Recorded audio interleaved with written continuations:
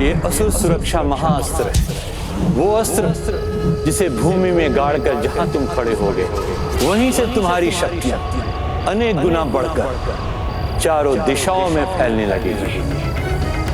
जब तक तुम इसके निकट रहोगे तुम्हारी अकाल शक्तियां तुम्हारे नियंत्रण में रहेंगी। इतना ही नहीं, स्वयं वरुण देव अर्थात जल के देवता भी तुम्हारे आगे विवश हो जाएंगे, तुम्हारा फैलाया अकाल मिटाने में असमर्थ हो जाएंगे। वो तो क्या, स्वयं त्रिदेव भी आ जाए, स्वयं देवी दुर्गा भी प्रकट हो जाए, तो भी तुम्हें रोकना असंभव होगा, असंभव होगा, असंभव होगा।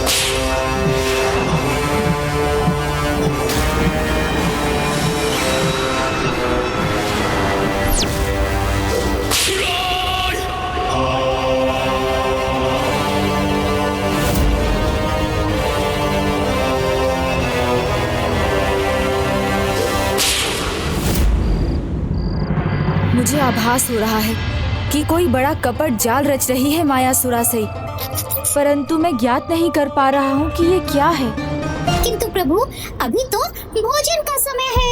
आज समय है प्रभु, आप भी मन भर कर खाइए और मुझे भी खाने दीजिए। फिर कल युद्ध आरंभ होने के बाद कहाँ अवसर मिलेगा। उचित है, किंतु मैं केवल मोदक खाऊंगा। आपके लिए मोदक ही लाया हूँ प्रभु, अन्य व्यंजन मैं खा लूंगा।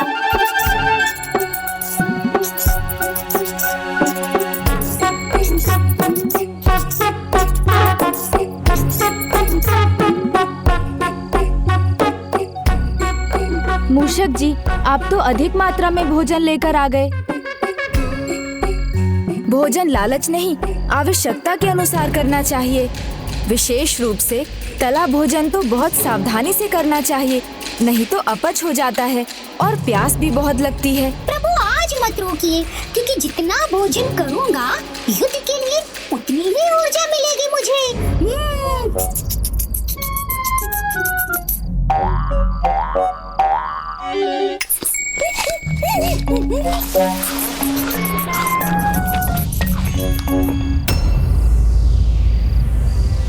महास्त्र देकर आपने मुझे धन्य कर दिया गुरुवर।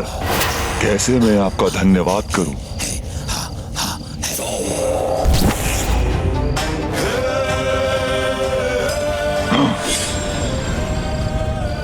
अब देखिए, आपका ये शिष्य गजासुर द्वितीय कैसे देवताओं को त्राहिमाम करने पर विवश करता है।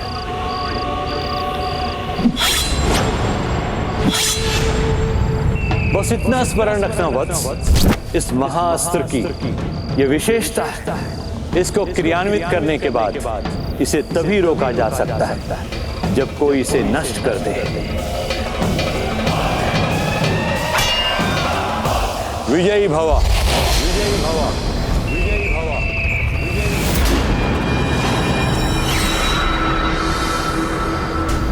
अब कोई नहीं रोक सकेगा मुझे अपने पिता का प्रतिशोध लेने से।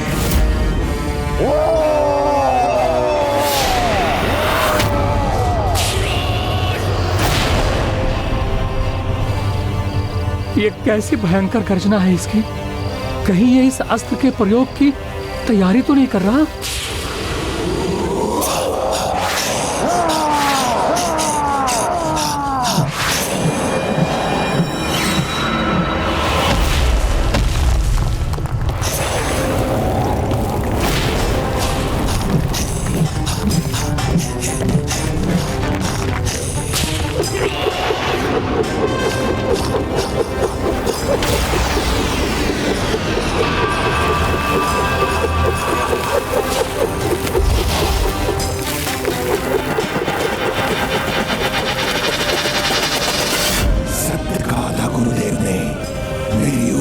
विस्तार हो रहा है, अनेकों गुना बढ़ गई है मेरी ऊर्जा।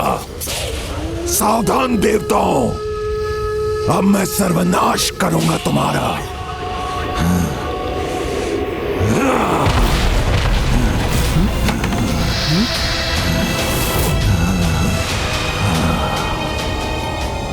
हे माता, ये क्या?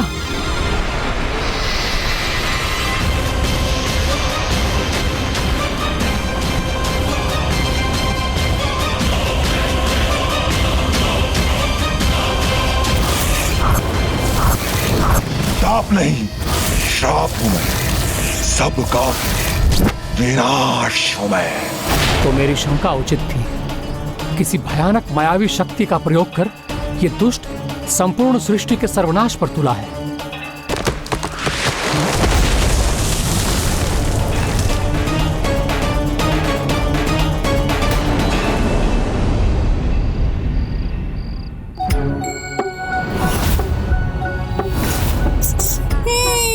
आनंद आ गया।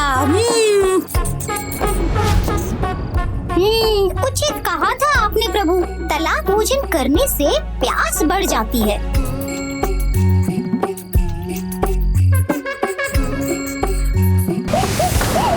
प्यास का तो सरल उपाय है जल।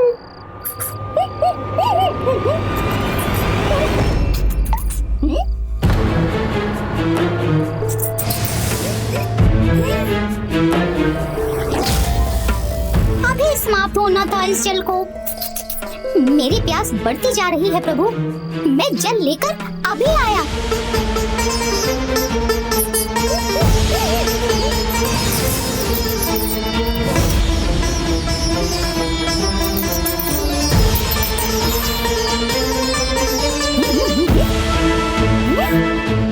ये सब पात्र तो जल से रिक्त है। जल की एक बूंद भी नहीं है यहाँ, किंतु जलाशय में अवश्य जल मिलेगा। वहीं चलता हूँ।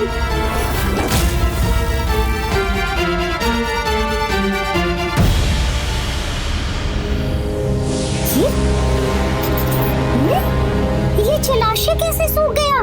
कहाँ गया इसका जल?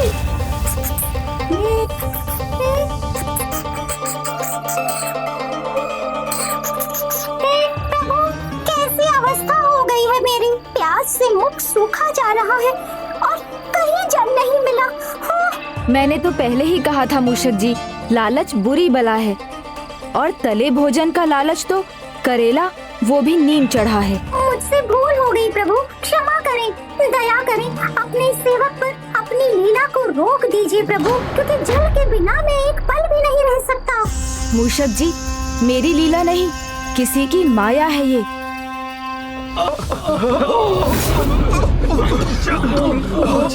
मूषक जी ही नहीं, संपूर्ण देव सेना प्यासी है और जल कहीं नहीं।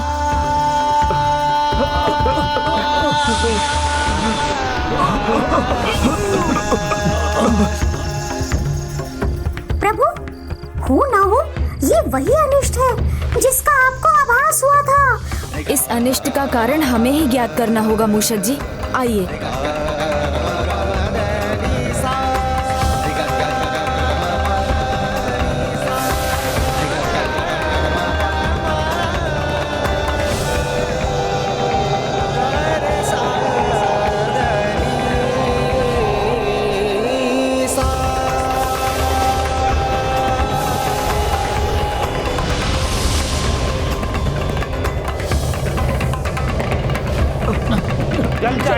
चल चाहिए हमें। ये कैसा संकट है?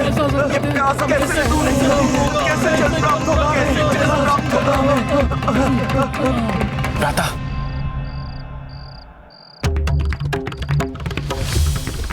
जल जैसे पृथ्वी से अदृश्य ही हो गया है। कहाँ जाऊं? जल कहाँ से लाऊं?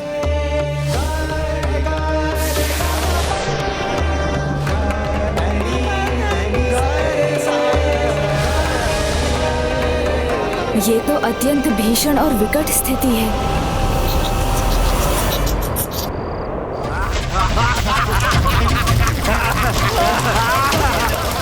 महेंद्रपुरी में उन असुरों को जल की कोई कमी नहीं। हाँ प्रभु, हमारे शत्रु तो जल से क्रीड़ा कर रहे हैं और उसे अकारण व्यर्थ कर रहे हैं, और यहाँ जल का ऐसा अभाव है कि हमारे सैनिक प्यास से व्यथित हैं। आपः प्रणीत भेषजम वरुधम तन्वे मम ज्योतिचा सूर्यम दृशे।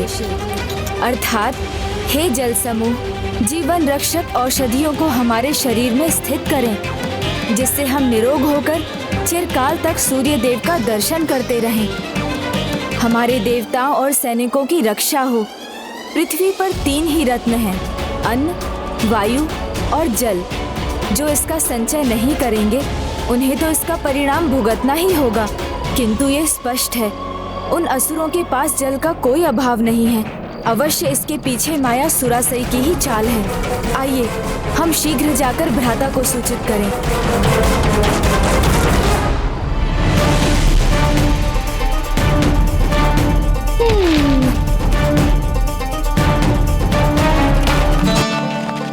अनुज गणेश, ये किस प्रकार का संकट है? समस्त संसार में जल सूख गया है, जल कहीं भी नहीं। यहाँ तक कि मैं अपने जल तत्व से भी जल प्रकट नहीं कर पा रहा हूँ। और तो और वरुण देव तक जल प्रकट करने में असमर्थ रहे हैं। वरुण देव,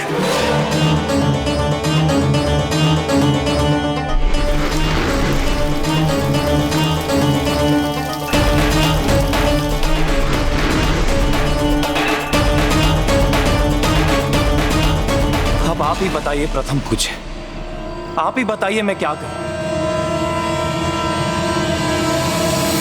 मायासुरसई, मैंने अपने महाअस्त्र से गजासुर द्वितीय के तप के प्रभाव को इतना बढ़ा दिया है कि देवता कितना भी प्रयास कर लें, गजासुर द्वितीय का अकाल नहीं रोक सकेंगे।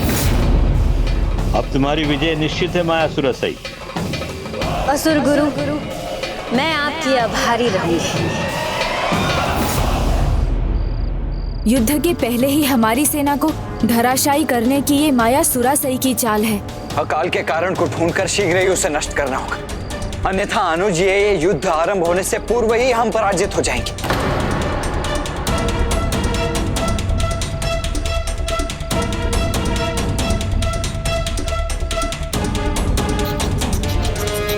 एक उपाय है भ्राता। हर आपदा का कोई केंद्र होता है जहाँ से उसका आरंभ होता है और जहाँ उसका सर्वाधिक प्रभाव होता है। यदि हम उस केंद्र को ढूंढ सकें तो इस संकट का कारण और समाधान दोनों हमें एक ही स्थान पर मिल जाएंगे। किंतु हम वो केंद्र ढूंढेंगे कैसे? जिस प्रकार सागर की गहराई सागर में उतरकर ही ज्ञात की जा सकती है, उसी प्रकार किसी भी समस्या या आपदा की शक्ति उसके केंद्र के निकट जाकर ही ज्ञात होगी और इस अकाल के केंद्र की ओर ले जाएगी हमारी प्यास। जैसे जैसे वो बढ़ती जाएगी हमें ज्ञात होगा कि हम उस केंद्र के निकट पहुंच रहे हैं।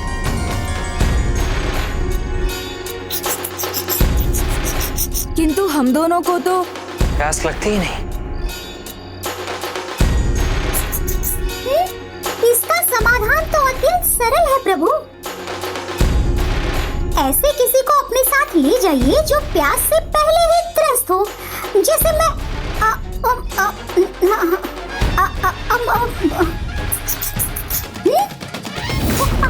ओहो, ये क्या किया मैंने?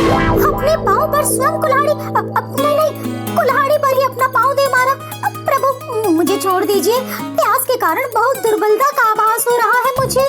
प्रभु प्रभु प्रभु। इसलिए तो आप मेरे वाहन नहीं अपितु मैं आपका वाहन बना हुआ हूँ मूषक जी।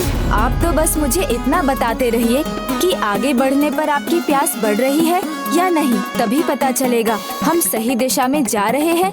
अभी तो कुछ पता नहीं चल रहा प्रभु। मूषक जी ध्यान से सोचिए और उत्तर दीजिए। उचित है प्रभु, मेरी प्यास तो वैसी ही है जैसे आरंभ में थी। अच्छा, अर्थात हम अकाल के केंद्र में नहीं कहीं और ही जा रहे हैं। हमें दिशा बदलनी होगी।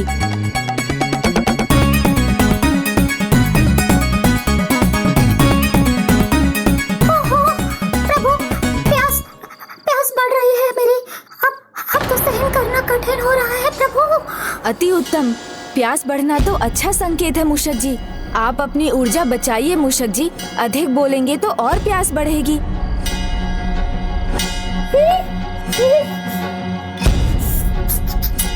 हाँ प्रभु, ये उचित दिशा है। मेरी प्यास कम हो रही है। हाँ। अर्थात ये अनुचित दिशा है। हमें उस ओर जाना चाहिए जहाँ आपको सर्वाधिक प्यास लगे, क्योंकि वहीं इस समस्या का केंद्र होगा और वहीं जाकर हमें इसका समाधान भी प्राप्त होगा।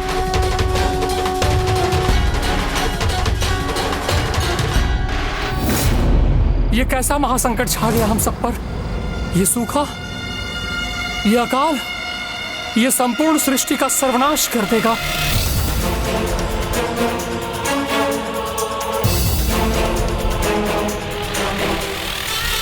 सृष्टि को इस महासंकट से अब वही बचा सकती है, सृष्टि की माता, सृष्टि की देवी, जो स्वयं प्रकृति है, जगत जननी है, माता पार्वती।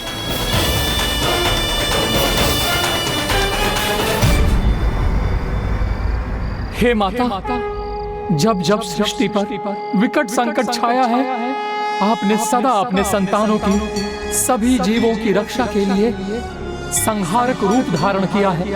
हे माता, आज फिर इस दुष्ट के प्रकोप से पृथ्वी पर आपके संतानों पर अग्नि बरस रही है। अब आप भी अग्नि बरसाओ माता, अपने उग्र रूप में उस दुष्ट पापी पर, उसे नष्ट करके हमें इस कष्ट से मुक्ति दो माता, मुक्ति दो। ओम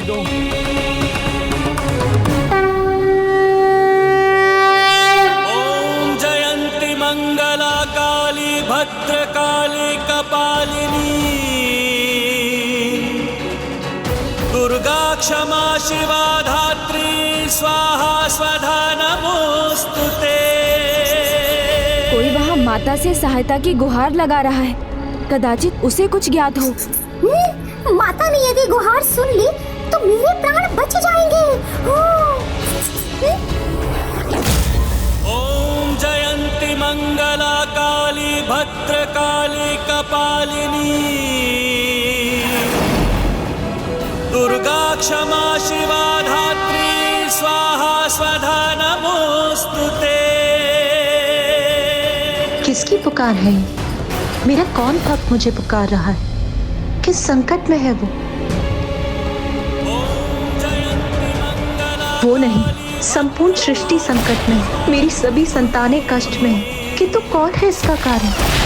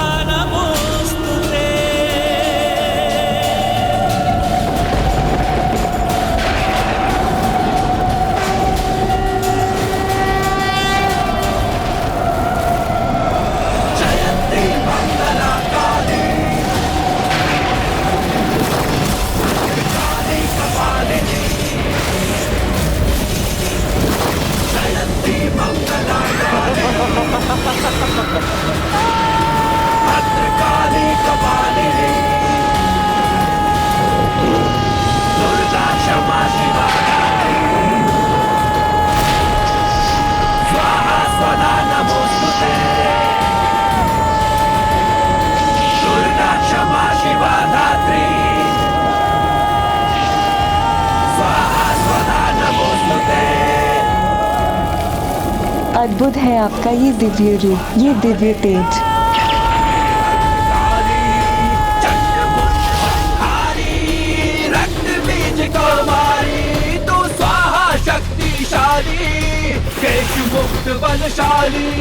जागृत हो गई है माँ, अवश्य अपने भक्तों को उनके कष्टों से मुक्ति दिलाने के लिए रौद्र रूप धारण कर रही हैं।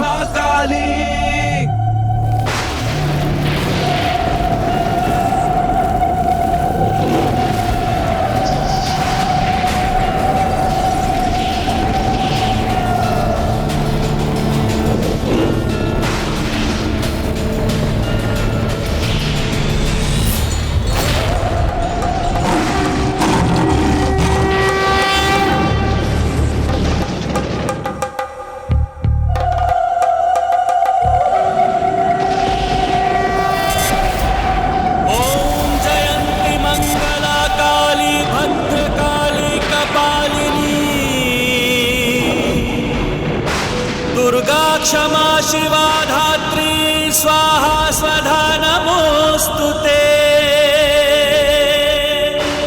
माता अपने देवी उग्रचंडी स्वरूप में आ रही हैं, सृष्टि की रक्षा करने।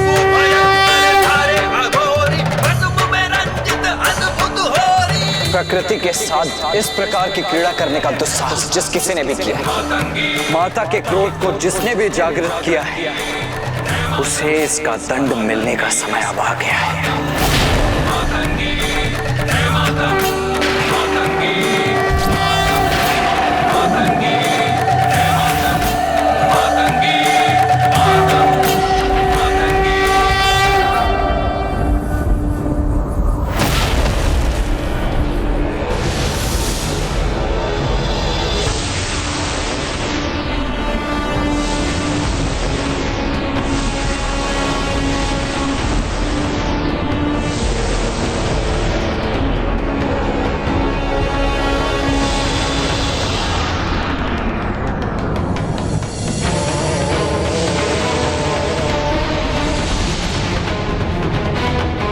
मेरा एक पग रखते ही सृष्टि की ये दुर्दशा, तो दूसरा पग रखते ही सृष्टि का सर्वनाश ही हो जाएगा।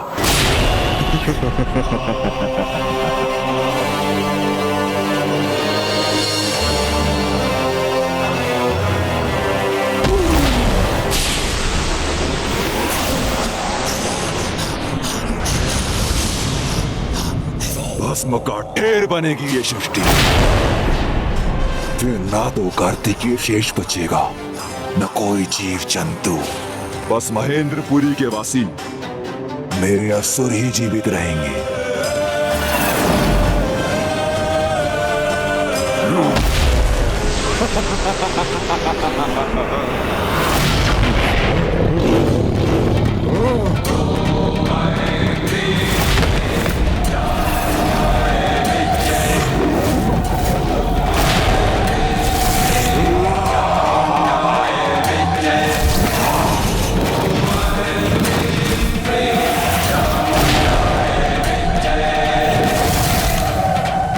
नमन माता, आपको शत शत नमन।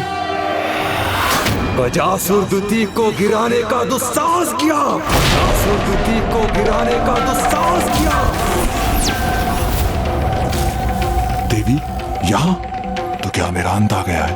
क्या ये अपने त्रिशूल से मेरा वध कर देंगे?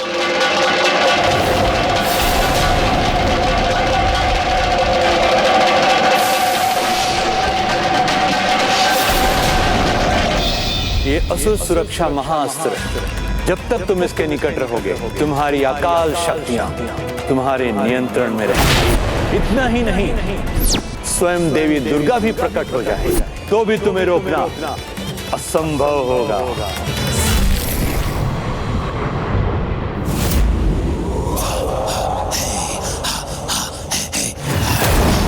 गजासुर द्वितीय, तुमने प्रकृति के साथ क्रीड़ा करने का दुस्साहस किया, जिसे मैं कदापि सहन नहीं करूंगी।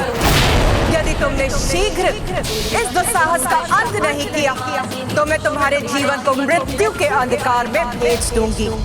नहीं देवी, नहीं, ऐसा कुछ नहीं होगा। तुम मुझे क्षति नहीं पहुंचा सकोगी।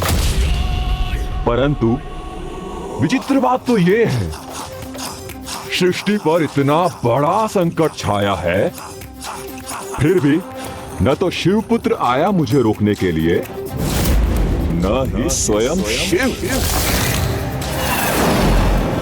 आपको भेज दिया। मूर्ख असुर, मैं आई क्योंकि तुम्हारी नियति में मुझसे ही मृत्यु पाना लिखा। तुम्हारी गर्जना से, तुम्हारी चेतावनी से भयभीत होने वाला नहीं हूं देवी। अपार तपोबल अर्जित किया है मैंने। तुम मुझे हानि नहीं पहुंचा सकती, नहीं रोक सकती हो। चाहो तो प्रयास करके देख लो।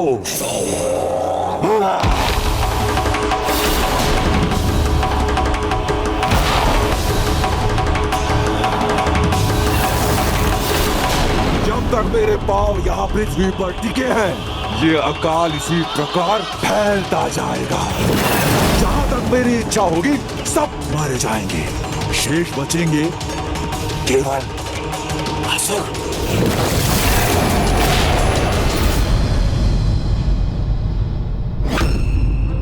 चिंता मत करो सुरापद्मन, गजासुर द्वितीय को रोकने देवी अवश्य स्वयं आई है, किंतु उसके तप और असुर गुरु शुक्राचार्य द्वारा दिए गए महाअस्त्र के कारण उसे हानि नहीं पहुंचा सकेंगी, अपितु उसकी शक्तियों के निरंतर बढ़ने के कारण सृष्टि की ही हानि होगी।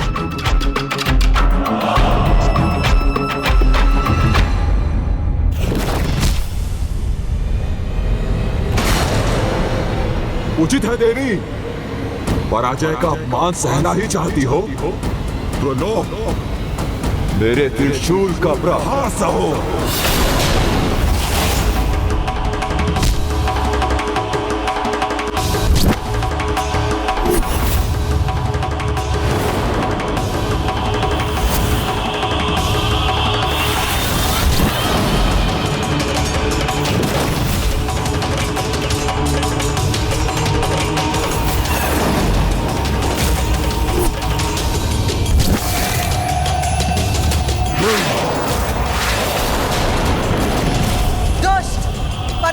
तुम्हारी ही होगी और मृत्यु भी, वो भी मेरे हाथों।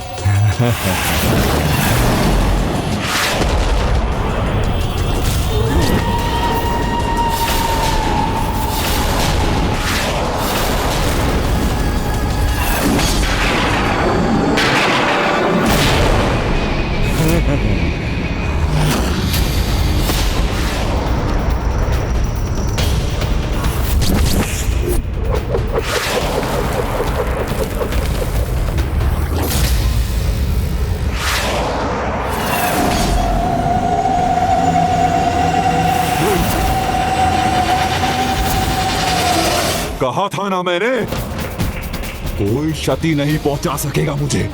अपना प्रतिशोध लेने तक मैं ऐसे ही विनाश करता रहूंगा।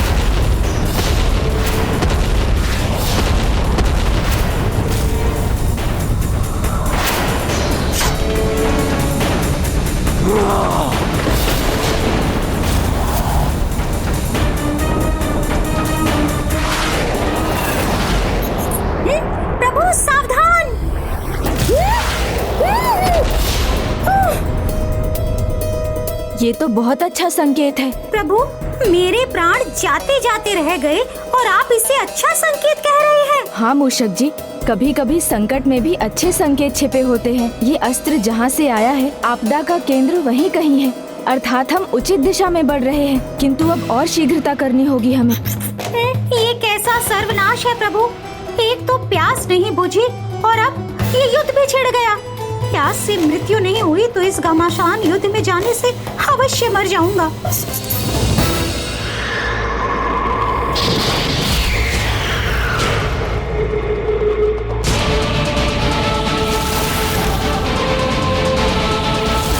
मेरा ये शूल प्रहार व्यर्थ नहीं जाएगा देवी।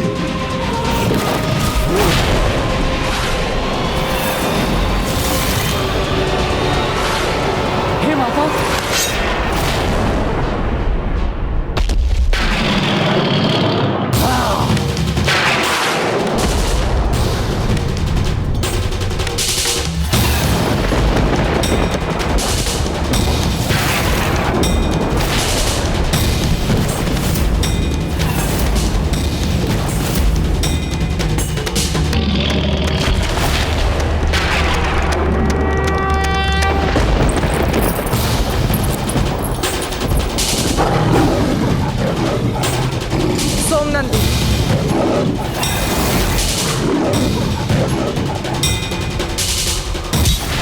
क्यों सुरक्षित है, इसका रहस्य ज्ञात कर शीघ्र इसका अंत करना चाहिए मुझे। देवी, मुझे दुर्बल समझने की भूल कर रही हो तुम। इस युद्ध में यदि किसी की क्षति होगी तो वो स्वयं तुम्हारी या तुम्हारी सृष्टि की। इसीलिए उचित यही होगा कि अपनी पराजय स्वीकार कर तुम स्वयं यहां से चली जाओ।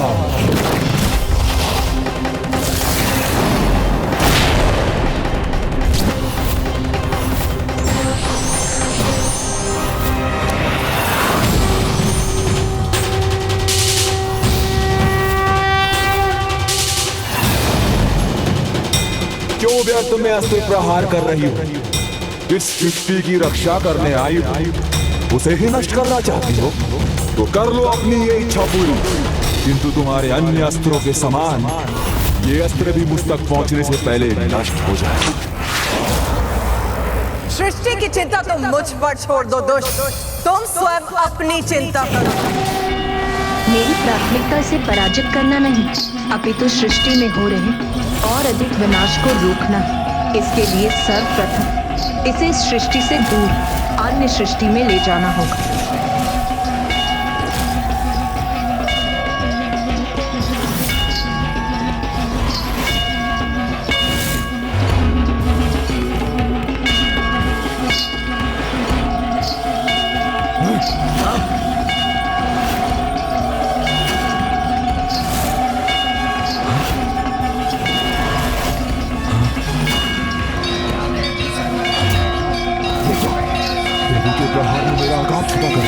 अभी तो केवल तुम्हारा अहंकार ही लघु किया है, अब तुम्हें संसार से भी लुप्त कर दूंगी।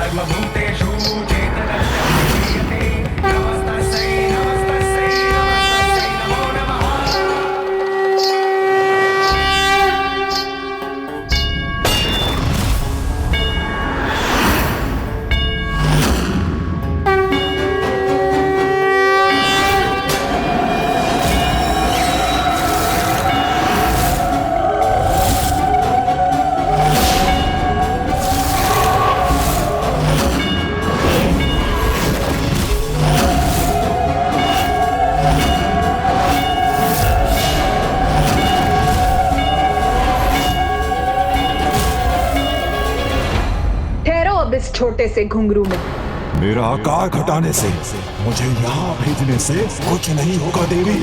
सृष्टि का संकट नहीं टलने वाला।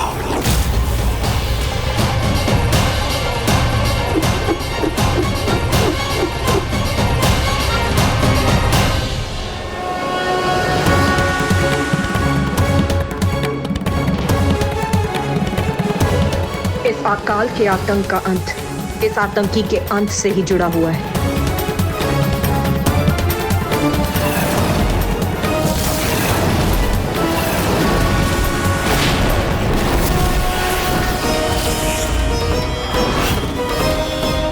मैंने तुम्हारे और अपने अस्त्रों के प्रहार से सृष्टि को बचा लिया है, क्योंकि अब ये युद्ध मेरे कर्ण आभूषण के घुंघरू के भीतर ही होगा।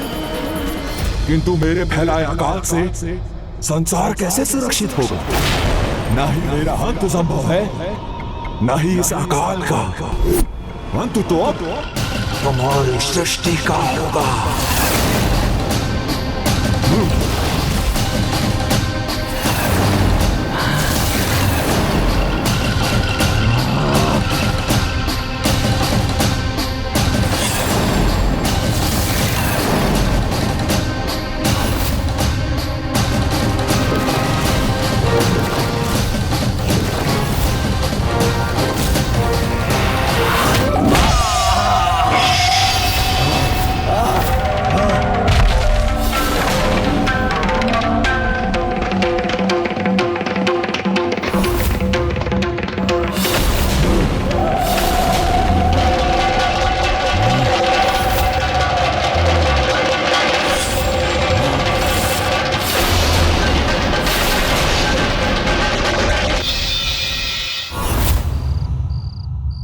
कदाचित यही केंद्र है इस अकाल का, क्योंकि यहाँ की भूमि पूर्ण रूप से सूखी पड़ी है।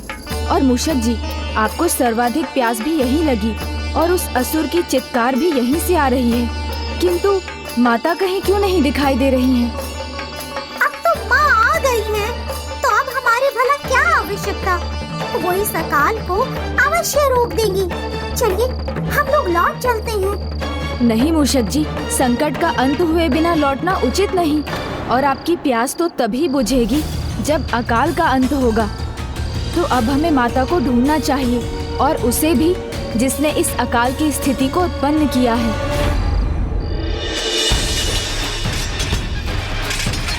अस्त्रों के टकराने की ध्वनि तो आ रही है, किंतु कोई दिखाई क्यों नहीं दे रहा है?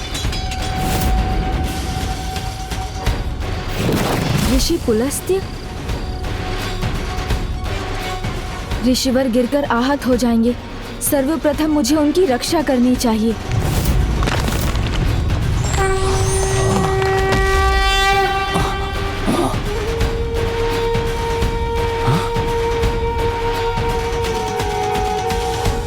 कौन है ये जिन्होंने मेरी रक्षा की? गणेश जी?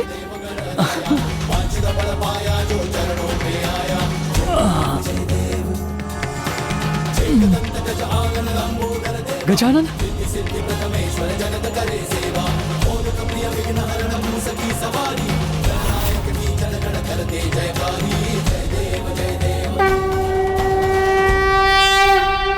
प्रणाम गजानन। मेरी रक्षा करने के लिए आपका कोटि कोटि धन्यवाद। ऋषिवर, आपकी रक्षा मैंने नहीं, आपके तप के फल ने की है। विकट परिस्थितियों में मनुष्य के सुकर्म ही उसकी ढाल बनते हैं, फिर वो कोई महामारी हो, अकाल हो या ऐसी कोई आपदा। किंतु मैं अभी भी ज्ञात नहीं कर सका हूँ कि संकट के पीछे कौन कुकर्मी है और माता कहाँ है। हे पार्वती नंदन, हे प्रथम पूज्य विघ्नहर्ता गणेश जी, इस महासंकट का कारण वो महासुर गजासुर द्वितीय है, और माता वहां उस असुर के साथ युद्ध कर रही हैं।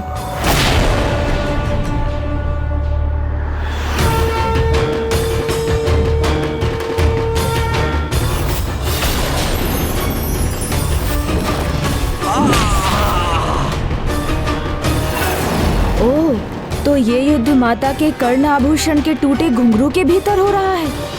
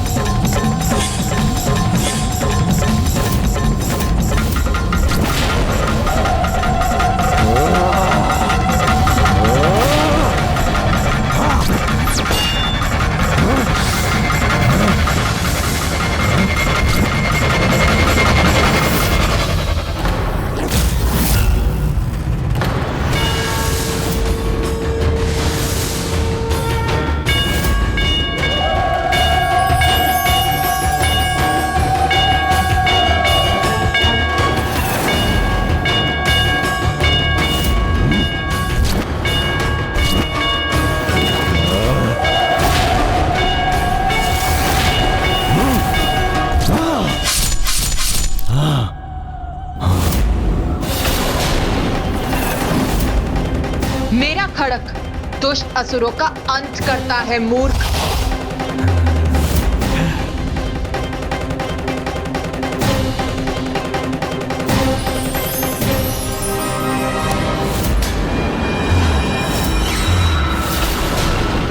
न खड़क न कोई अन्य अस्त्र मेरा अंत कदापि नहीं होगा, किंतु मैं तुम्हें अवश्य आहत करूंगा देवी।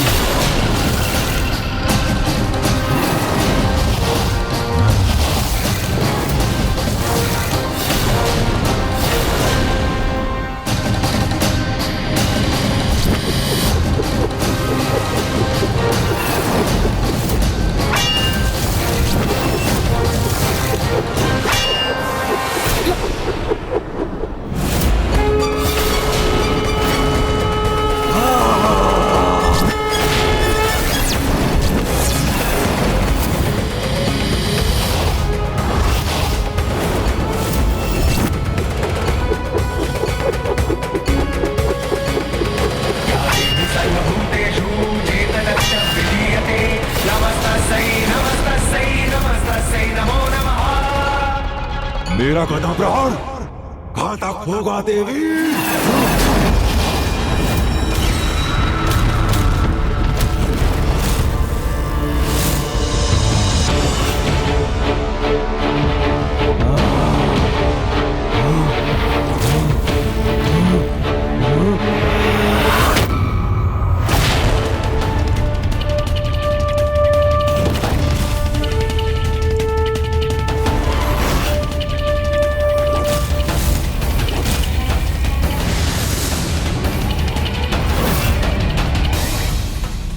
आश्चर्य,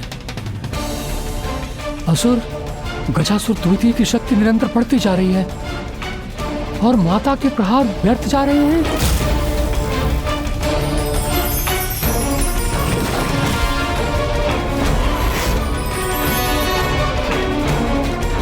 हे विघ्नहर्ता गणेश जी, आप भी किसी युक्ति से माता की सहायता क्यों नहीं करते?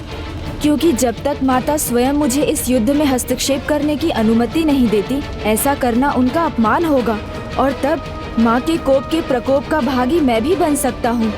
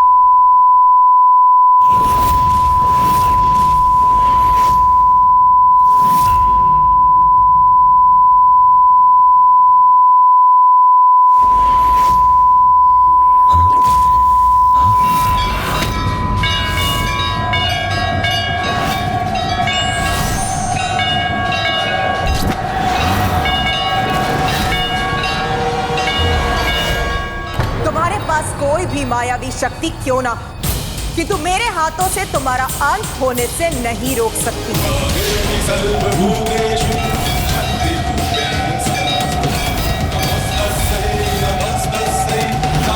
तुम्हारा अंत करूंगी तभी रुकूंगी मैं। संहार मेरा नहीं, सृष्टि का होगा, मेरे अकाल से।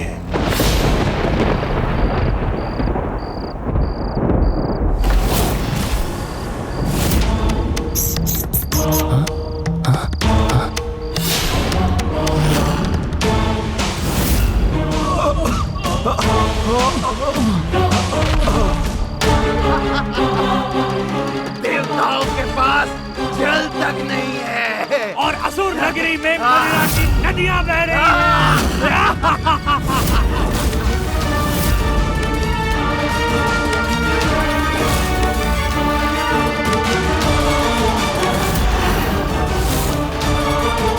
प्रकृति के साथ इस प्रकार की क्रीड़ा करने का दुस्साहस जिस किसी ने भी किया है, माता के क्रोध को जिसने भी जागृत किया है, उसे इसका दंड मिलने का समय अब आ गया है।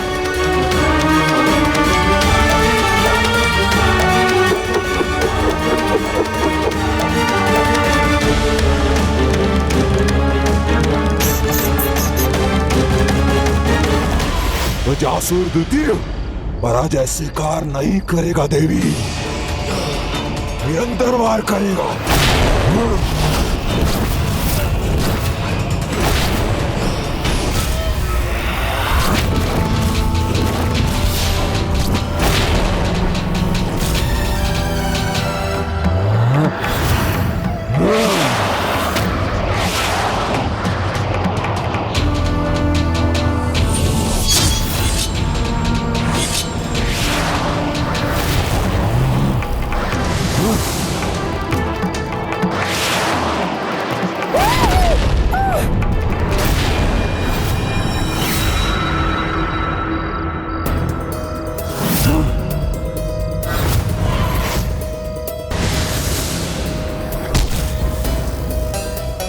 इस प्रकार तो ये युद्ध ऐसे ही चलता रहेगा। इसे निर्णायक मोड़ पर पहुंचाने के लिए, माँ की सहायता करने के लिए मुझे इसका भाग बनने का कोई उपाय ढूंढना ही होगा।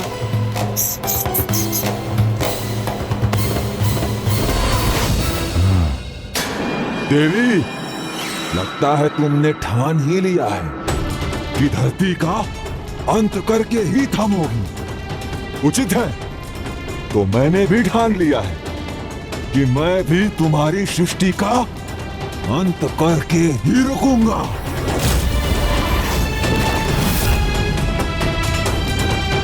क्या करूं मैं जिससे माँ मुझे अवसर दे, अपना सहायक बना ले।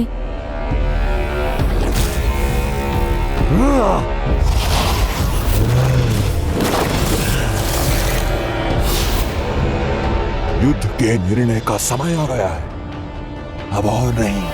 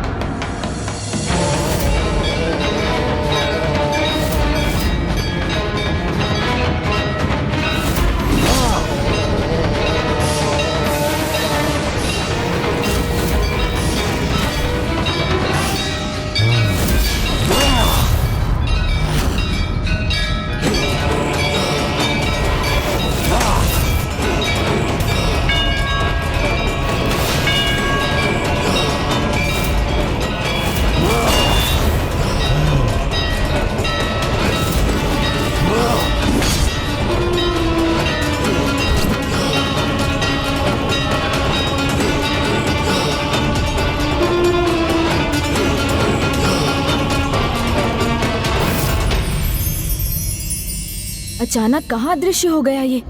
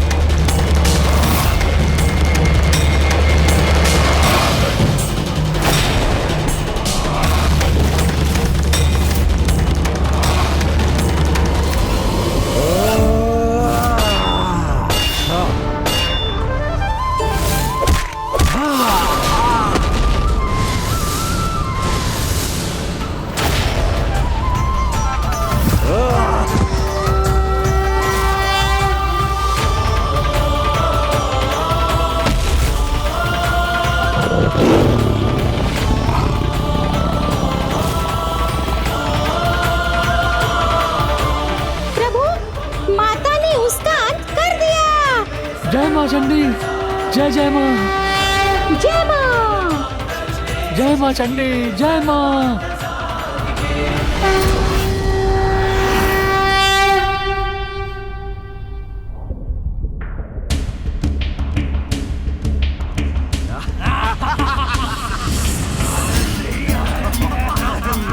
Ha ha ha ha!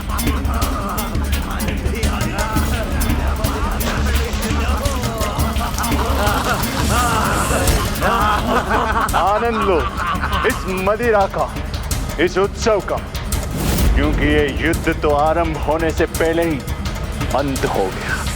विजय हुई हमारी। असुर सम्राट भगवान सुरपरा की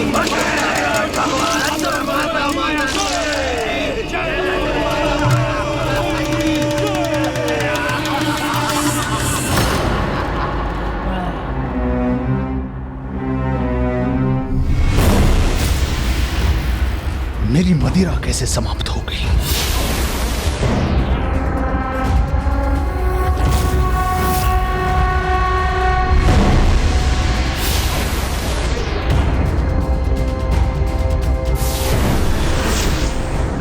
यहां सब कुछ सूखने क्यों लगा?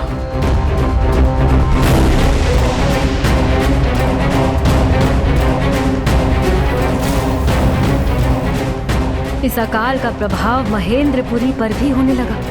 हमारा दाव उल्टा कैसे पड़ गया?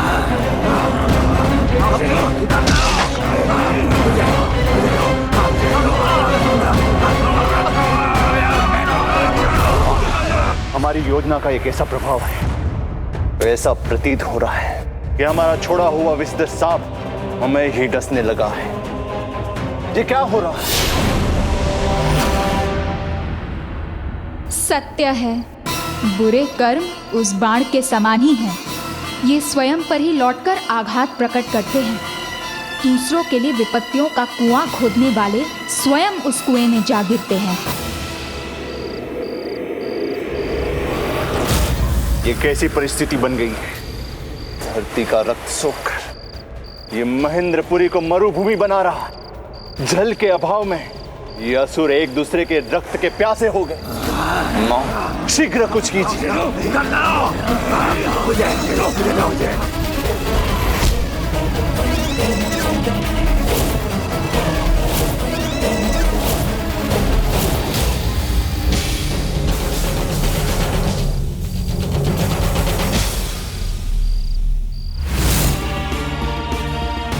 धरती के जल रत्न को व्यर्थ करने के पूर्व यदि उसके महत्व पर विचार न किया तो ऐसी दुर्दशा तो निश्चित ही है। आपने उचित कहा था। मां, विफल हो गई हमारी चाल। गजासुर द्वितीय हम पे ही भारी पड़ गया। न चाल विफल हुई है और न गजासुर द्वितीय।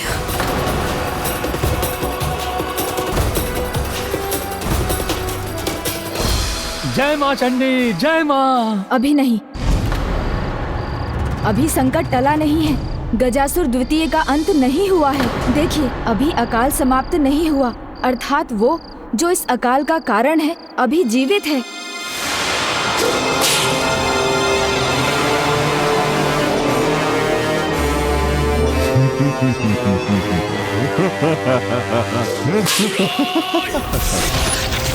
श्रम तो बहुत किया है मैंने, थोड़ा विश्राम तो बनता है ना देवी। और कुछ क्षणों के लिए मैंने आंखें क्या मूंद ली, आपने तो मुझे मृत समझ लिया।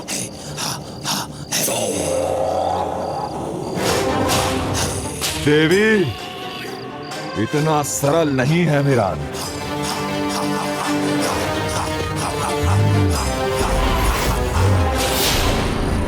ताप नहीं, श्राप हूं मैं, सबका सर्वनाश हूं मैं।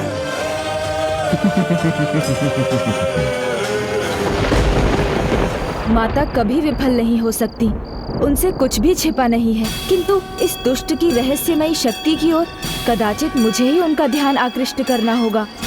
देवी, सहस्त्र गजों के शक्ति के स्वामी गजासुर द्वितीय के समक्ष विफल हो गई तुम्हारी शक्ति, और अभी तो ये युद्ध का आरंभ मात्र है। अंत तो धरती के अंत के साथ ही होगा।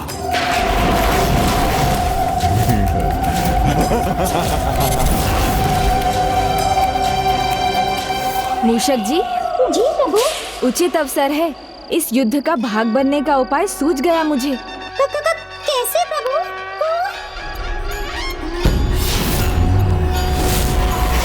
कोई भी युद्ध तभी सार्थक है जब उसमें जय और पराजय का निर्णय हो। युद्ध चलता रहे और कोई निर्णय ना हो तो ऐसे युद्ध का क्या लाभ? अच्छा गजमुख, उचित ही कहा तुमने। मैं इस देवी को विश्राम करने का पूर्ण अवसर दूंगा, जिससे ये पुनः अपनी शक्ति एकत्रित कर सके और ये युद्ध अपने निर्णय की ओर बढ़ सके। विश्राम की आवश्यकता मुझे नहीं, तुम्हें है मूर्ख। नहीं, विश्राम की आवश्यकता नहीं है मुझे। मैं युद्ध के लिए तैयार हूँ। तो फिर आओ, मेरा वार स्वीकार करो। प्रभु, माँ क्रोध के कारण रुकने के लिए तैयार नहीं और ये दुष्ट अपने अहंकार के कारण। अब तो आपको ही अपनी बुद्धि और युक्ति का प्रयोग करना होगा प्रभु। जब बड़े क्रोध में हो तो उन तक अपनी बात बड़ी सावधानी से पहुंचानी चाहिए। मुझे कुछ ऐसा कहना होगा जिससे माता क्रोध में भी मेरा संकेत समझ जाए और ये अहंकारी मेरी युक्ति ना समझ पाए।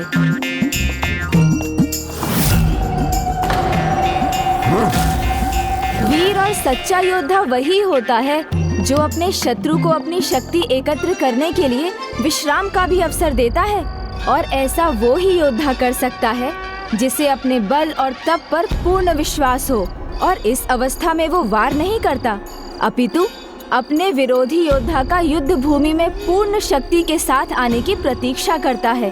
तभी योद्धा को अपनी जय का वास्तविक आनंद आता है। मैं तुम्हारा संकेत समझ गई पुत्र गणेश। यदि इस युद्ध विराम से तुम्हारा उद्देश्य पूर्ण होता है तो यही से।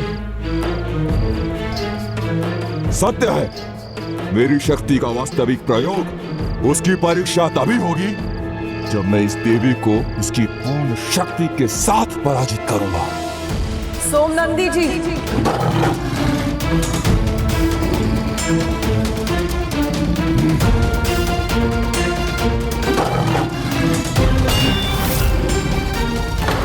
मूषक जी, आइए अब योजना का दूसरा भाग क्रियान्वित करें और इस असुर को उकसाएं कि वो मुझे भी युद्ध में सम्मिलित करे, क्योंकि माता तो इसकी अनुमति कदापि नहीं देंगी।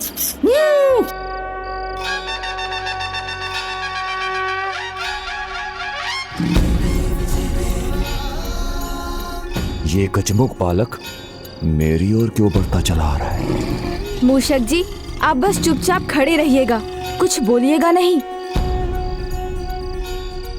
क्या हुआ? तुम्हारी दृष्टि मुझ पर क्यों टिकी है? तुम तो परिचित लग रहे हो। ओहो, समझा, तुम तो गजासुर के पुत्र हो, वही असुर जो अपने आप को महासुर मानता था, किंतु मेरे पिताश्री के कारण मृत्यु को प्राप्त हुआ। बस, शिवपुत्र हो गए तुम, किंतु मुझसे नहीं बच सकोगे। प्रभु, ये तो क्रोध में आग बबूला हो रहा है। हाँ मूषक जी, यही तो चाहिए। बड़ी भयंकर मृत्यु हुई थी उनकी। मेरे पिताश्री के परम भक्त नंदी जी ने उधर चीर दिया था उनका। मेरा प्रतिशोध तो उससे भी भयंकर होगा। धरती का वक्ष चीर कर उसका संपूर्ण रक्त सोख लेगी मेरी शक्ति, और उसके बाद मैं तुम सबका अंत करूंगा। प्रभु, इसके बढ़ते क्रोध से तो मेरी प्यास और भी बढ़ रही है।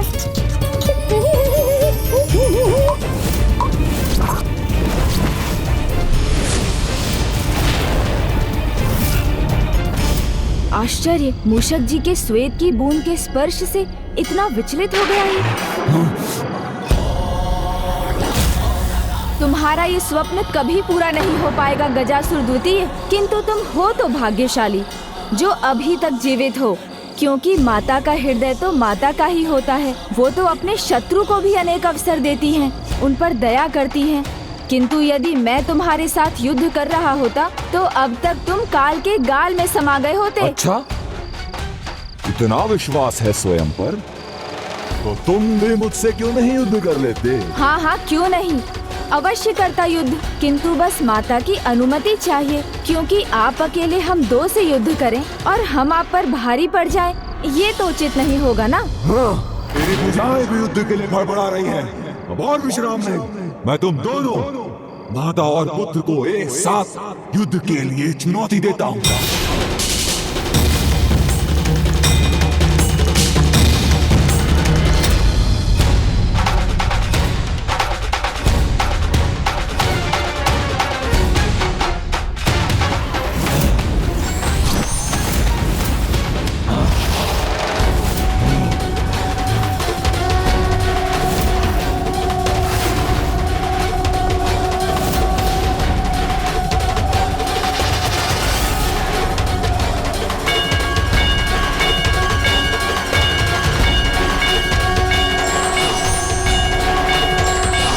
आज से संसार माँ और पुत्र के एक नए रूप से परिचित होगा, उनके कलोचंडी विनायको रूप से।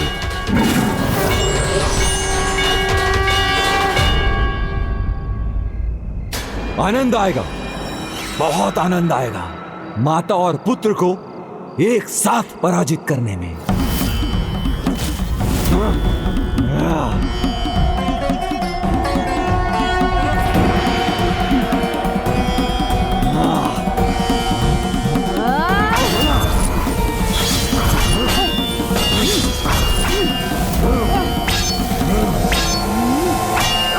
तुम्हारा कोई प्रहार सफल नहीं होगा।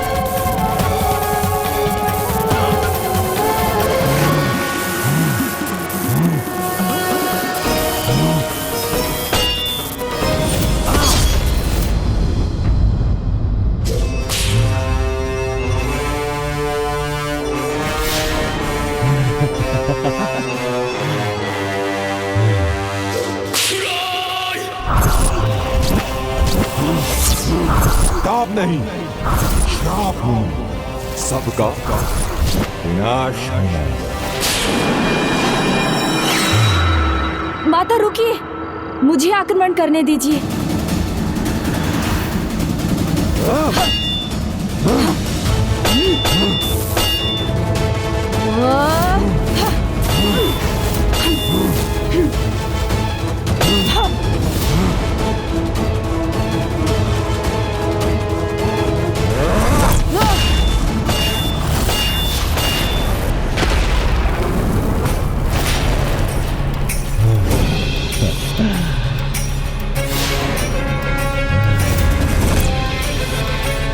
कौन सी शक्ति इसका कवच बन रही है, जिसके कारण हमारे शस्त्र इसे आहत करना तो दूर, इसका स्पर्श भी नहीं कर पा रहे हैं।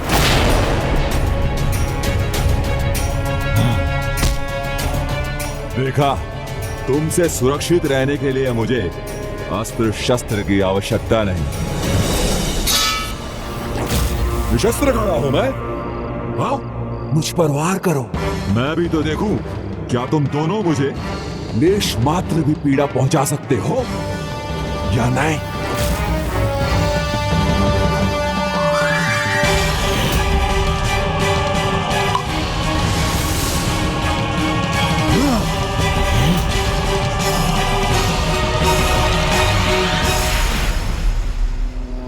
क्या हुआ?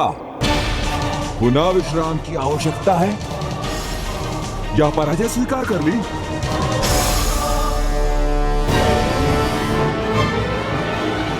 माता, पीड़ा से स्मरण हुआ, जब मूषक जी के श्वेत की एक बूंद इसके तन पर गिरी थी तो इसकी त्वचा भस्म हो उठी थी।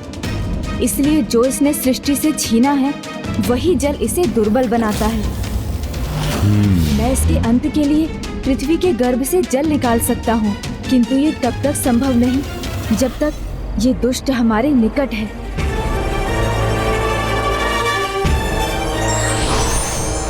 क्यों विचार करने में समय व्यर्थ कर रहे? मुझे पराजित करने का कोई उपाय नहीं। कहीं तुम्हारे विचार करते करते ये धरती अकाल से कंकाल में ना बदल जाए। ताप नहीं, श्राप हूं मैं, सबका विनाश हूं मैं, विनाश हूं मैं।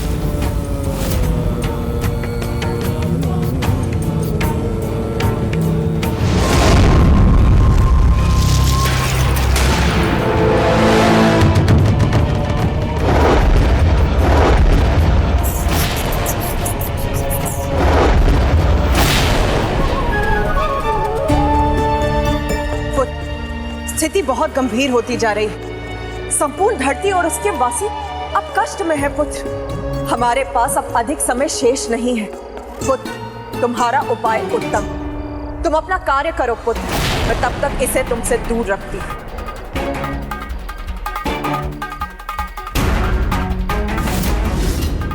अमर हूं मैं, मेरे तपोबल की शक्ति और असुर गुरु शुक्राचार्य के आशीर्वाद ने मुझे अमर बना दिया। इसीलिए मेरे अंत का स्वप्न देखना छोड़ और अपनी पराजय स्वीकार कर चली जाओ यहां से। अभी भी समय है। असुर गुरु शुक्राचार्य, उन्हें तो मैंने इस असुर के साथ देखा था, वो इसे कुछ दे रहे थे।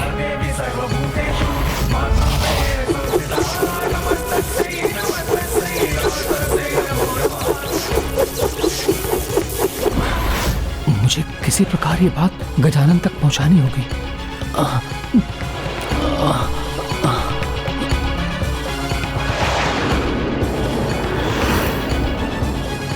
हमारे अस्त्रों से तुम अवश्य ही सुरक्षित हो, किंतु तुम्हारे अस्त्र तो तुम्हें आघात दे ही सकते हैं।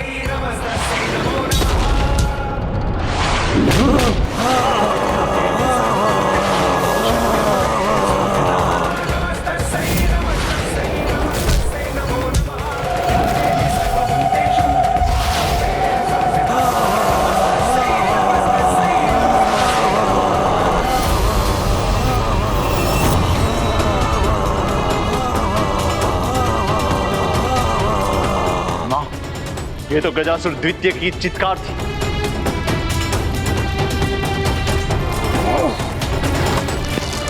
हाँ, उसके चित्कार के साथ महेंद्रपुरी के असुरों की चित्कार भी बढ़ती जा रही है। यदि वो असफल हुआ तो महेंद्रपुरी के प्रत्येक घर से रोने की ध्वनि सुनाई देगी। किंतु तुम्हारी माँ मायासुरा से उसे असफल नहीं होने देगी।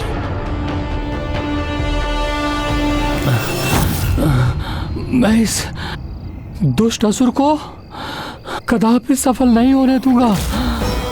सफल तो माता और माता पार्वती नंदन ही होंगे, किंतु मुझे उन तक पहुंचना होगा। उन्हें बताना होगा कि इस दुष्ट की भेंट असुर गुरु शुक्राचार्य से हुई थी और गुरु शुक्राचार्य ने उस गजासुर द्वितीय को कुछ दिया भी था। माँ और गणेश इस संकट को टालने का जो भी उपाय कर रहे हैं, उसमें उन्हें शीघ्रता करनी होगी।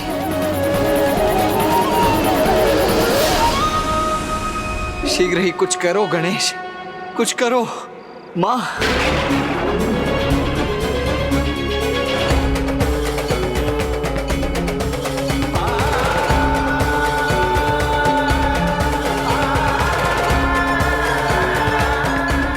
माता, मैं शीघ्र अतिशीघ्र जल निकालने का उपाय करता हूँ।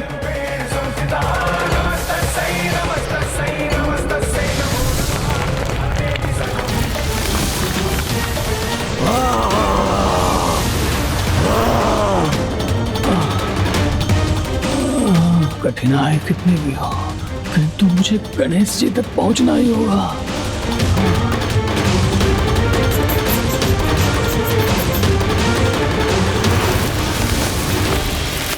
एक बूंद भी नहीं है। कदाचित गजासुर के कारण जल का स्तर बहुत नीचे चला गया है। मुझे अपनी सूंड और गहराई में ले जानी होगी।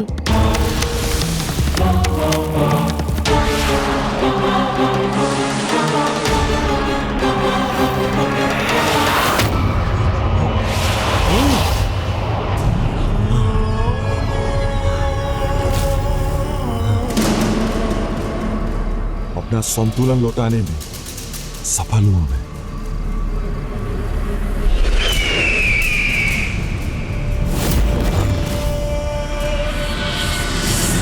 कदाचित भूल हुई मुझसे। मैंने तुम्हें जो अवसर दिया, तुम कदाचित उसके योग्य ही नहीं। मेरी योग्यता पर संदेह करना आपकी भूल है। तो प्रमाणित करो अपनी योग्यता को। विनाश करो उन देवताओं का, मेरी महेंद्रपुरी का नहीं। अब मैं इन देवताओं को कोई असर नहीं दूंगा।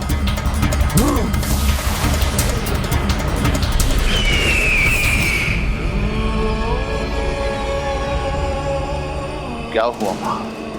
कैसी दशा है उसकी? कुशल है, और इस कुशलता का आभास मुझे तब होगा जब वो इस कार्य को संपन्न करेगा जिसके लिए हमने उसे बुलाया था। माता। ऋषि पुलस्त,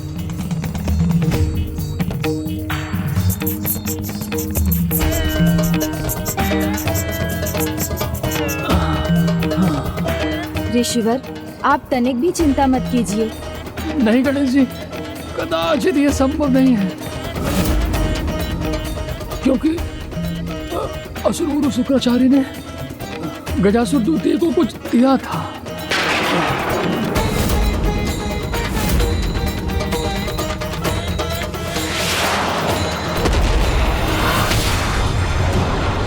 सावधान देवी, सावधान।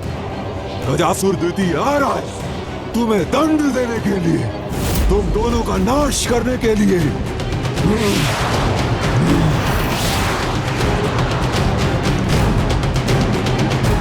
माता, ऋषिवर का अनुमान उचित है। असुर गुरु शुक्राचार्य ने उस दुष्ट को कुछ ऐसा अवश्य दिया है जिससे उसकी शक्तियों में वृद्धि हो जाती है। तभी तो यहाँ से दूर होने पर भी उसका प्रभाव कम नहीं हुआ। तब तो हमें उसकी सुरक्षा के उस आधार को भी ढूंढना होगा। इस सृष्टि में जो कुछ भी हो रहा है वो मुझसे छुपा हुआ नहीं है, क्योंकि ये सृष्टि और कोई नहीं, स्वयं मैं ही सृष्टि हूँ।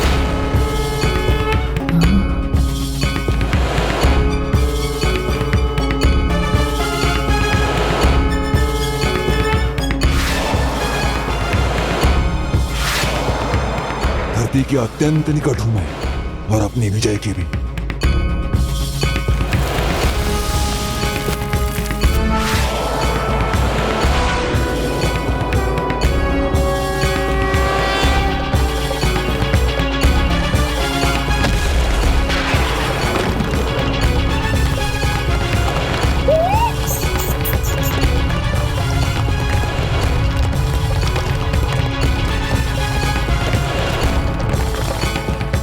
कैसा विध्वंस था जिसने महेंद्रपुरी को भी कंपित कर दिया।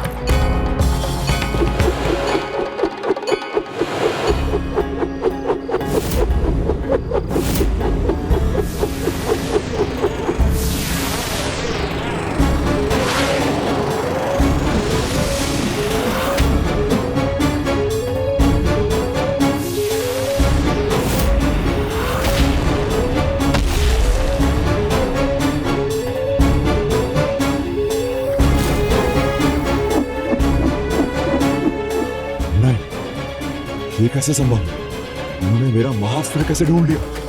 उसे धरती से बाहर कैसे निकाल लिया? यही था ना वो महाअस्त्र दुष्ट जिस पर तुम्हें अहंकार था, जिसके कारण तुम सुरक्षित थे। तो लो, स्वयं इसे नष्ट होते देखो।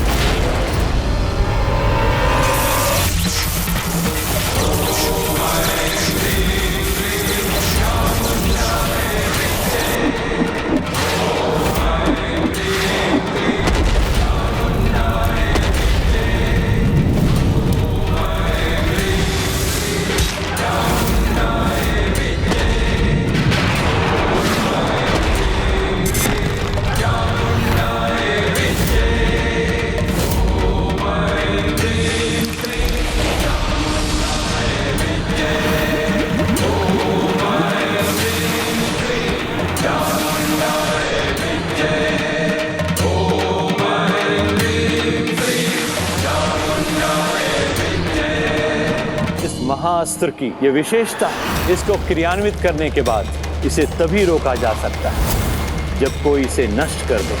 महाअस्त्र नष्ट हुआ मेरा, मैं अभी भी जीवित, और मेरा तप ही मेरा अस्त्र बनेगा।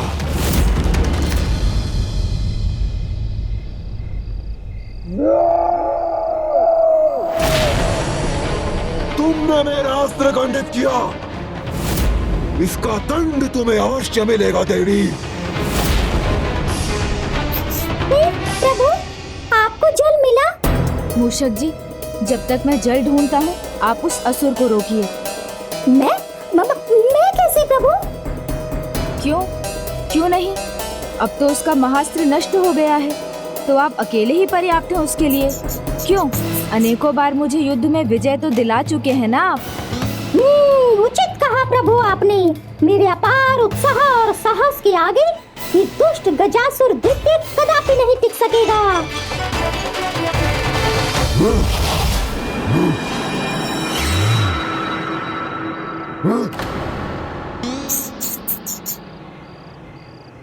तो चुमुशक, हट जाओ मेरे सामने से। तू तो क्या, ना तेरी देवी ना तेरा वो स्वामी मुझे रोक पाएगा। जिस प्रकार उन्होंने मेरा अस्त्र नष्ट किया है, मैं उनकी सृष्टि नष्ट कर दूंगा। पहले मेरा सामना तो कर लो। मैं किसी तुच्छ कीट का सामना नहीं करता, इसे मसल के रख देता। ताप नहीं, श्राप हूं मैं। ताप हो या श्राप, मूषक से जो टकराता है चूर चूर हो जाता है। उदंड मूषक, अब अपने अंत के लिए तैयार हो जाओ।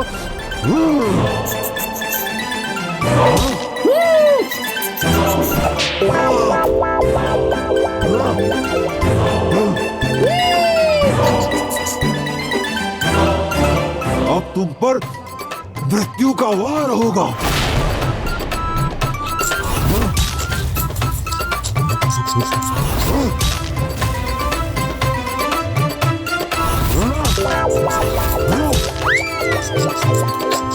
वो दंड मूषक तुम्हें ज्ञात नहीं, ताप नहीं, श्राप हूं मैं, सबका सर्वनाश हूं मैं। दैत्य जी, आपका भी बाप हूं मैं।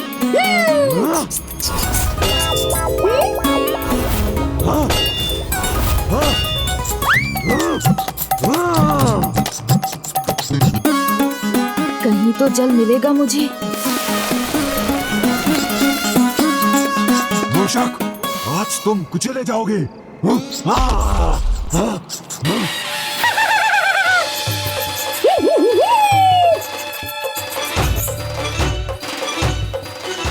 ऐसे घूमो मत मूषक, साहस है तो स्थिर रहकर दिखाओ। लो, रुक गया मैं, स्थिर हो गया।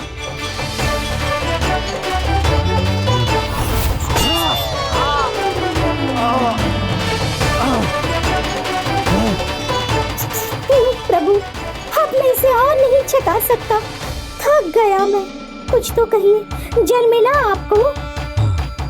थक गए? आप कैसे भागोगे?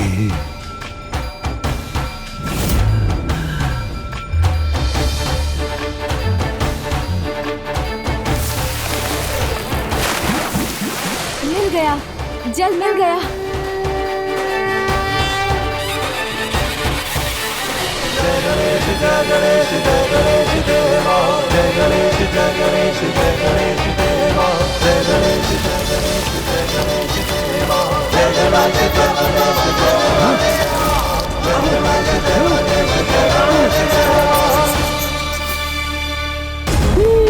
अब मेरी सुरक्षा हो गई।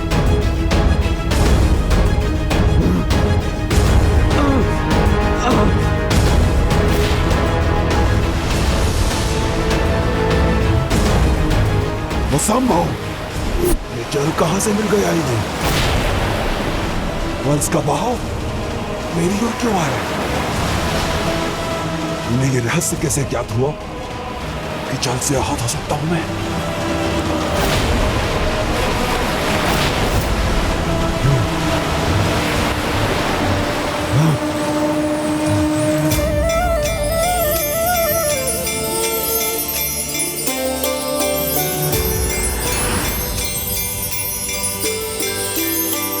ऋषिवर, हम दोनों अपनी प्यास बुझाते हैं।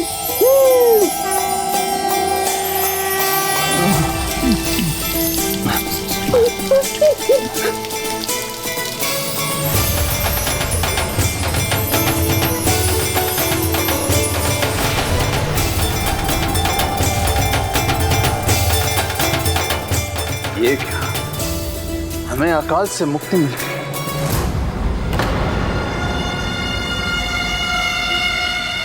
इसका अर्थ क्या? हाँ पुत्र, इसका अर्थ है कि गजासुर द्वितीय पराजित हो गया।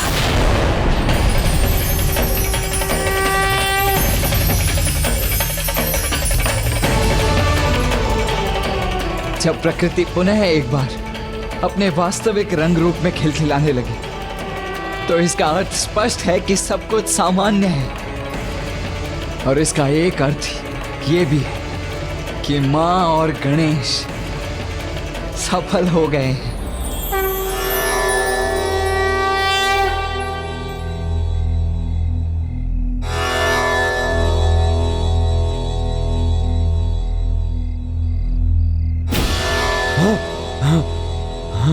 भूल होना प्रकृति है, मान लेना संस्कृति है और उसे सुधार लेना प्रगति है। और तुम्हारी प्रगति माँ की शरण में ही जाकर होगी। यदि तुम्हें ये स्वीकार नहीं तो तुम्हारे तप की शक्ति भी तुम्हें जीवित नहीं रख सकेगी। क्यों? क्यों नहीं?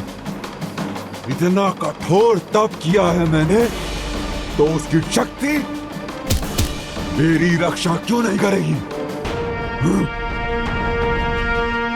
मेरे तप और ऋषि के तप में भला क्या भेद है, जो आप इसकी पुकार सुनकर मेरा वध करने चली आई?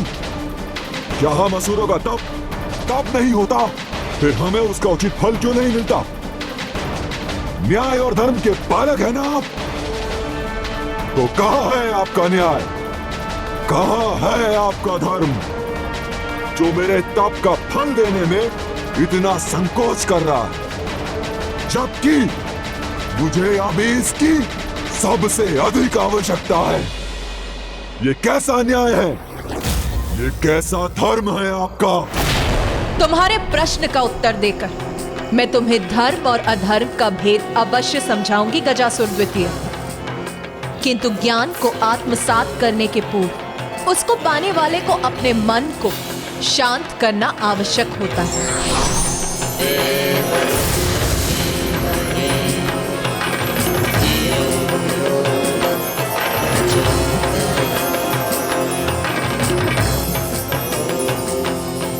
अपने चित्त को शांत और स्थिर कर अपना आसन ग्रहण करो। किंतु मैं कहाँ हूँ और ये सब क्या हो रहा है? तुम्हें तुम्हारे तप के फल स्वरूप वो ज्ञान प्राप्त हो रहा है जिसे तुम पाना चाहते थे। ज्ञान चाहिए मुझे? नहीं, नहीं, मुझे कुछ समझ नहीं आ रहा है। समझ आएगा जब तुम्हारे ज्ञान की भूख मिटेगी, किंतु उसके पूर्व अपने पेट की भूख मिटाओ। आओ भोजन करो।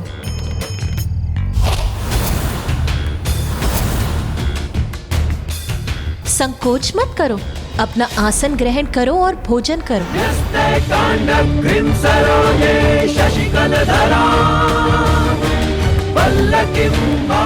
संकोच तो आप कर रही हैं भोजन देने, ये तो रिक्त है। तुम्हारे तप और कर्मों से अर्जित भोजन तो तुम्हारी पोटलियों में है, उसे निकालो और खा लो।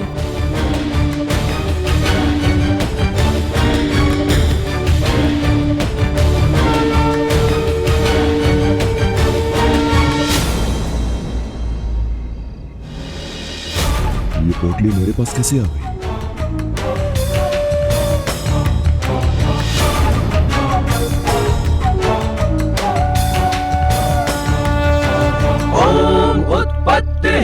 रुचिराम रविचंद्र वहिन। इसमें तो कुछ भी नहीं है माता।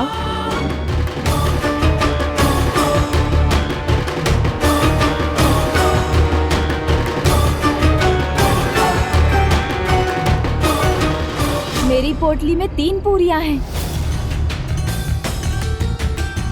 मुझे सर्वाधिक मिली है 5।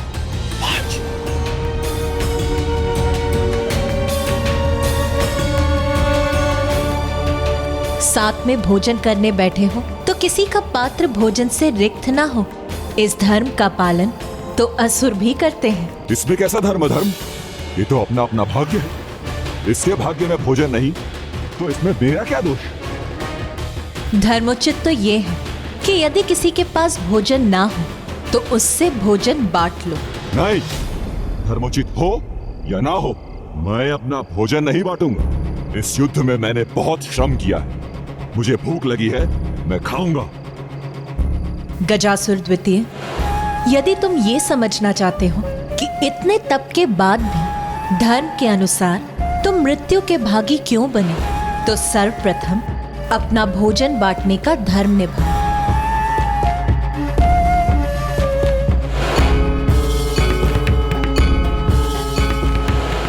मन तो नहीं कर रहा, किंतु समझना भी चाहता हूं। उचित है, बांट लेता हूं अपना भोजन, किंतु 8 पूरियों को 3 भाग में कैसे बांटेंगे?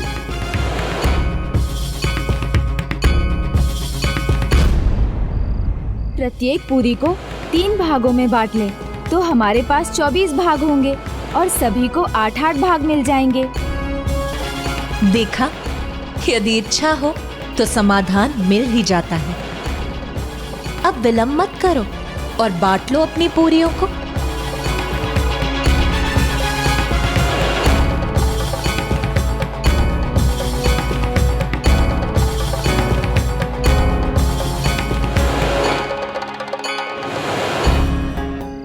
अब आप तीनों 8-8 भाग लेकर भोजन करो।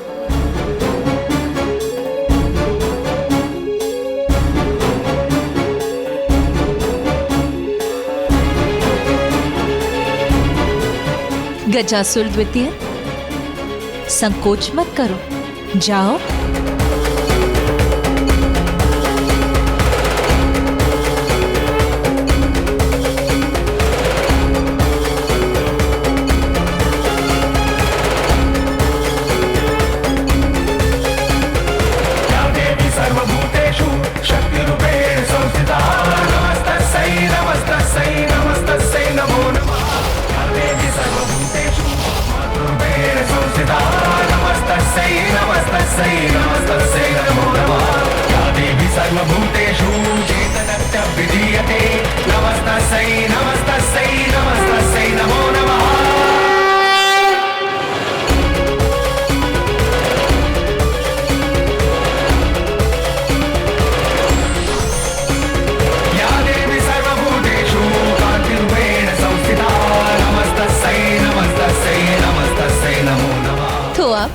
जब तुम्हारा पेट भरा है, तुम निश्चिंत हो, तो तुम ये समझ सकोगे कि धर्म किस प्रकार न्याय करता है। मुझे तो लग रहा है आप उलझा रही हैं। यहाँ क्या हो रहा है मुझे कुछ समझ नहीं आ रहा। ऋषि पुलस्त्य, इन दोनों ने आपके साथ अपना भोजन बांटा, तो क्या आप इन्हें कुछ नहीं देंगे? किंतु मैं क्या दूं माता, मेरी पोटली तो बिल्कुल रिक्त है। या देवी सर्वभूतेषु बुद्धिरूपेण संस्थिता, ये देखिए। नमस्तस्यै नमस्तस्यै नमो नमः। या देवी सर्वभूतेषु शक्तिरूपेण संस्थिता, नमस्तस्यै नमस्तस्यै नमस्तस्यै नमो नमः। या देवी दिव्य स्वर्ण मुद्राएं लक्ष्मीरूपेण संस्थिता।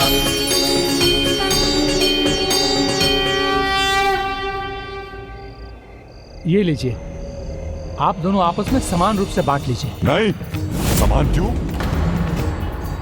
मैंने अधिक पूरियां दी हैं, तो इन स्वर्ण मुद्राओं में मेरा भाग भी अधिक ही होगा।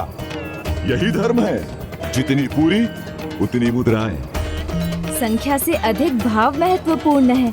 मैंने भी आपके समान अपना भोजन बांटा है गजासुर द्वितीय जी, तो इन स्वर्ण मुद्राओं का बंटवारा ऐसा होना चाहिए कि हम दोनों को समान भाग मिले। 4 मुद्राएं आपकी और 4 मेरी हो। ओहो, तो एक और छलावा तुम देवताओं का। अधिक पूरियां मैंने दी थी, तो अधिक स्वर्ण मुद्राएं मेरी हुई। यही धर्म है। चलिए, ना मेरी रही ना आपकी, इस विवाद का निर्णय माता पर छोड़ देते हैं। अब आप ही बताइए माता, किसको कितना भाग मिलना चाहिए? गजासुर द्वितीय को 7 और गणेश को मात्र 1 स्वर्ण मुद्रा मिलनी चाहिए।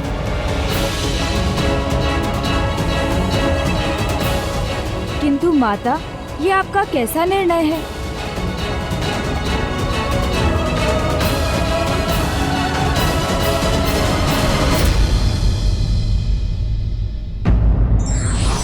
के कल्याणार्थ अपने सीमित साधनों में से भी जो व्यक्ति दान देता है वही सच्चे अर्थों में जगत से कुछ प्राप्त करने का अधिकारी होता है। विघ्नहर्ता श्री गणेश के अद्भुत शक्तियों से भरे वीडियोस देखने के लिए चैनल को सब्सक्राइब करना न भूलें और साथ ही बेल आइकॉन भी दबाएं।